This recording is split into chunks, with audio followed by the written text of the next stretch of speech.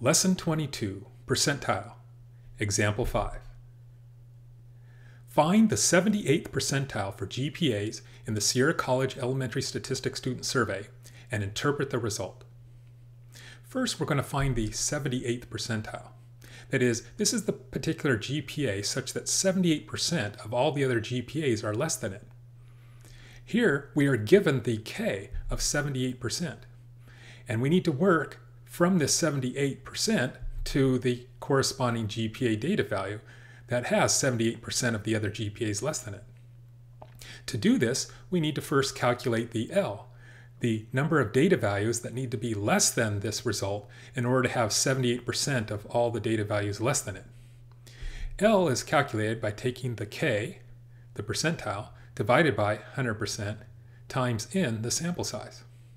In this example, the K is the 78th percentile, or 78%.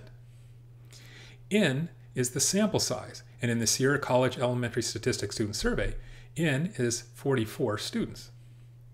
So now we could input these values into the formula for L, and we could use our TI-84 calculator to calculate the results. 78 divided by 100 times 44, enter, equals 34.32. Thus, L equals 34.32. This means to find the 78th percentile, we have to find a GPA such that 34.32 of the GPAs are less than that value. Well, this is not possible. We can't get 34.32 GPAs less than a particular value. So in this case, we're going to have to do our best approximation. So in determining this percentile, we approximate by rounding up to the next larger whole number and going to that location in the sorted list of data to find our percentile.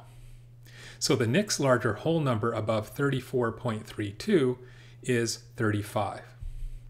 So since the L that we calculated equaled 34.32 is not a whole number, the value of the 78th percentile that we seek is given by the 35th GPA in the sorted list of data.